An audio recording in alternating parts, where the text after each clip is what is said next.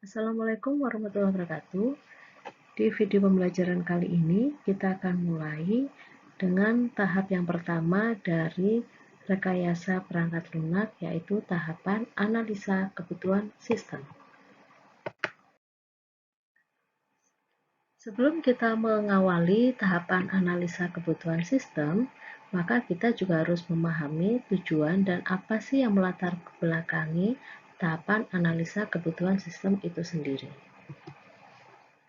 Tujuan dari analisa kebutuhan sistem yaitu memahami dengan sesungguhnya kebutuhan dari sistem yang baru dan yang akan dikembangkan. Dan kita juga harus memastikan bahwa sistem yang akan dikembangkan nantinya dapat mewadahi kebutuhan atau menjawab permasalahan dari user calon pengguna sistem. Yang harus diingat adalah tahapan analisa kebutuhan sistem merupakan tahapan yang sangat penting di dalam SDLC atau rekayasa perangkat lunak. Sehingga bila mana kita melakukan kesalahan atau kurang tepat dalam hal menganalisa kebutuhan sistem, maka dapat dipastikan perangkat lunak yang kita kembangkan pun pasti juga akan menjadi salah atau tidak tepat bagi penggunanya.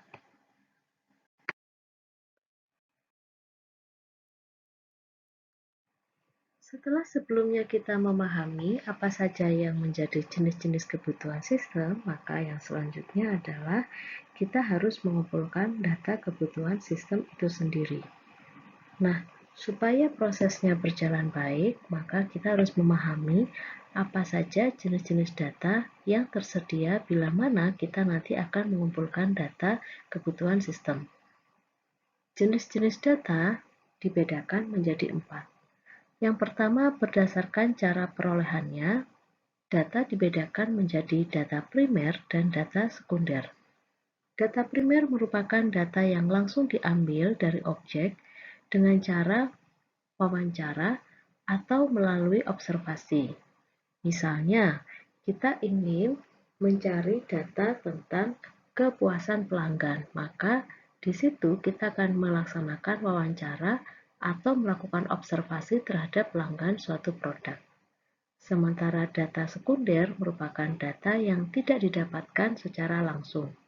Data sekunder didapatkan dari data yang sudah jadi atau dikumpulkan oleh orang lain. Misalnya, data yang sudah berbentuk jurnal, laporan, atau misalnya buku yang diterbitkan oleh pihak lain. Jenis data yang kedua dibedakan berdasarkan sumber data, yaitu ada data internal dan data eksternal. Data internal merupakan data yang menggambarkan situasi di dalam organisasi secara internal. Misalnya, data mahasiswa, data kepegawaian, data keuangan, dan data HRD. Sementara data eksternal merupakan data yang menggambarkan situasi di luar organisasi tersebut. Misalnya data tingkat kepuasan pelanggan atau pengguna dari suatu produk yang kita hasilkan. Jenis data yang keempat dibedakan berdasarkan sifatnya, terdiri dari data kuantitatif dan data kualitatif. Data kualitatif merupakan data yang bisa berupa data teks, gambar, audio, hingga video. Dan yang harus diingat adalah data-data tersebut harus memiliki makna.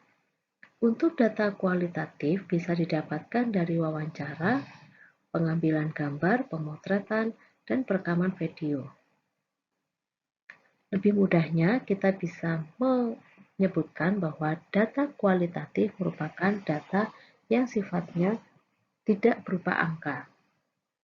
Sementara untuk data kuantitatif merupakan data dalam bentuk angka-angka. Data kuantitatif sendiri dibedakan menjadi dua, yaitu ada data kategorikal dan data non-kategorikal. Untuk data kategorikal dibedakan menjadi data nominal dan data ordinal.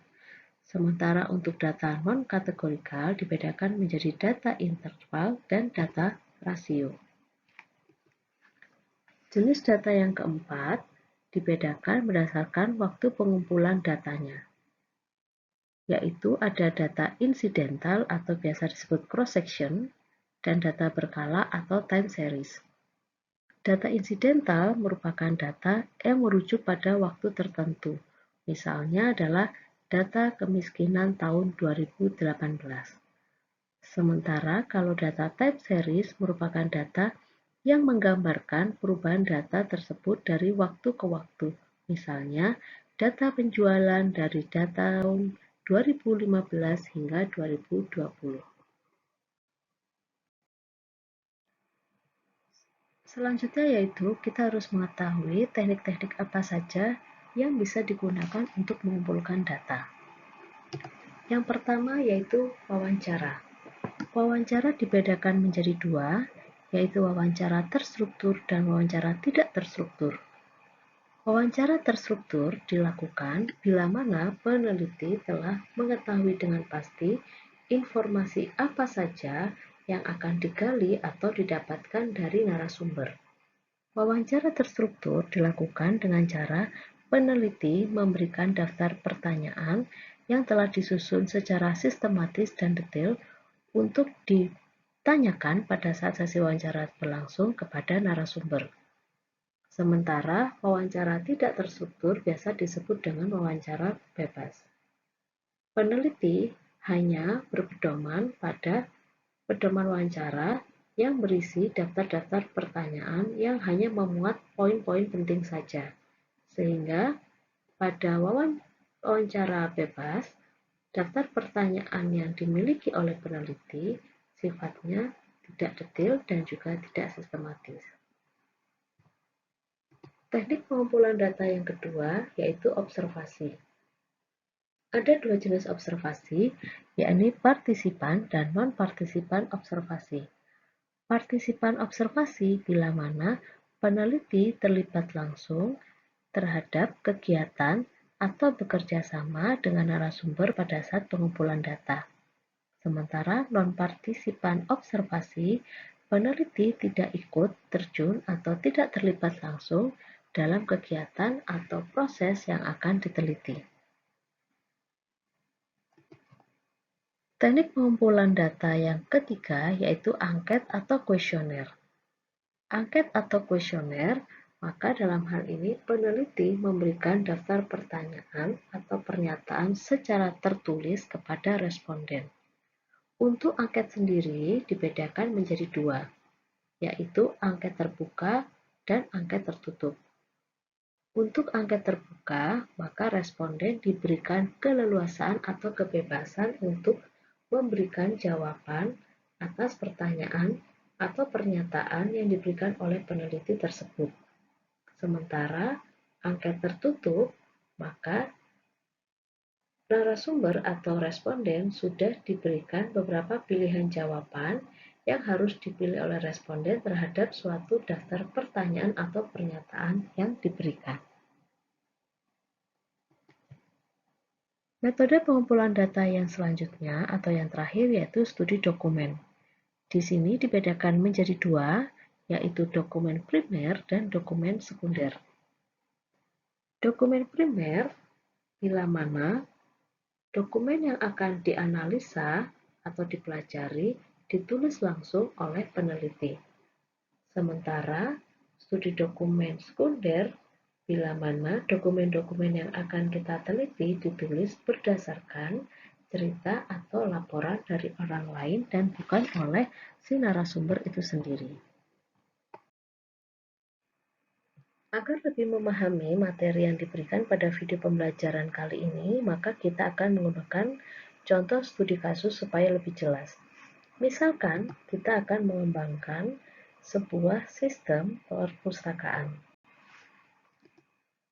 Maka, kita harus mengetahui dulu dengan pasti kebutuhan fungsional atau fitur-fitur apa saja yang setidaknya harus berada di dalam atau dimiliki oleh sistem tersebut.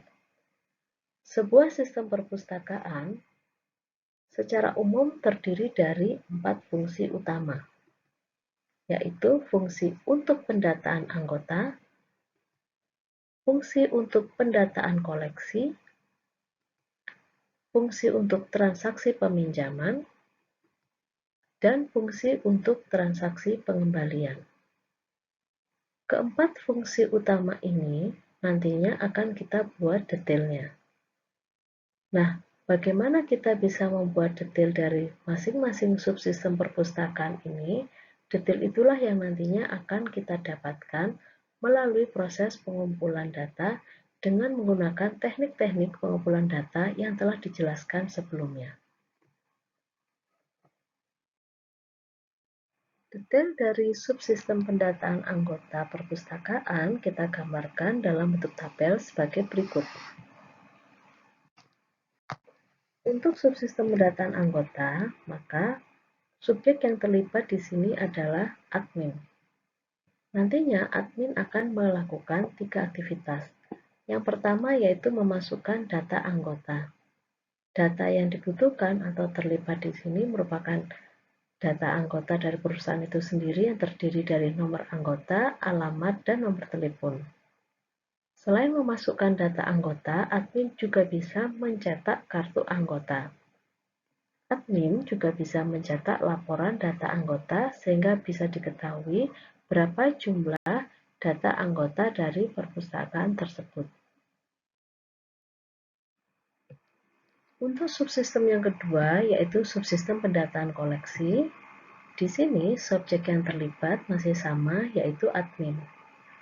Dalam subsistem pendataan koleksi, admin bisa melakukan pengolahan data koleksi perpustakaan. Dalam hal ini, dia membutuhkan data dari koleksi perpustakaan itu sendiri, meliputi kode koleksi, judul, jenis pengarang, dan jumlah. Admin juga bisa melakukan cek stok data koleksi perpustakaan. Admin juga bisa melakukan cetak data, transaksi, dan peminjaman koleksi.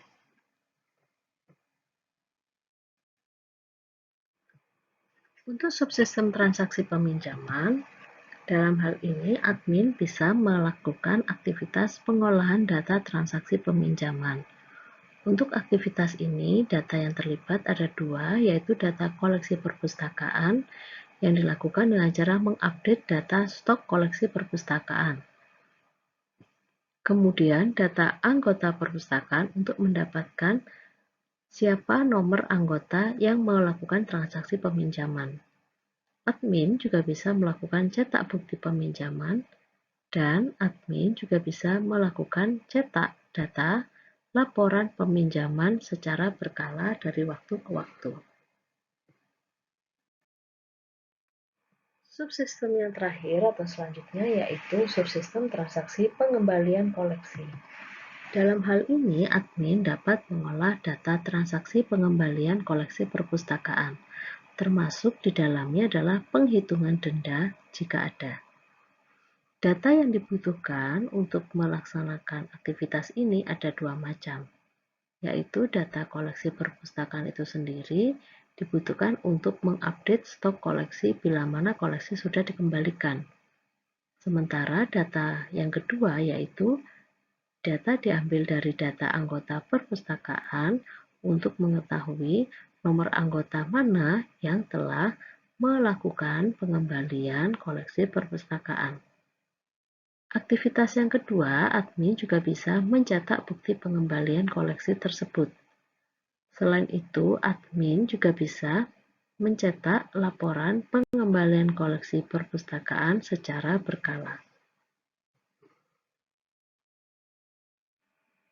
Nah, cukup sekian untuk topik analisa kebutuhan sistem. Untuk selanjutnya, kita akan membahas tentang analisa dan desain sistem. Saya ucapkan terima kasih atas perhatian Anda semua. Sampai ketemu di video pembelajaran berikutnya. Assalamualaikum warahmatullahi wabarakatuh.